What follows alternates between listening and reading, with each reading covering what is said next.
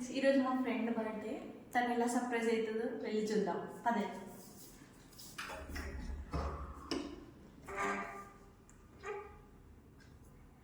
Happy birthday to you. Thank you.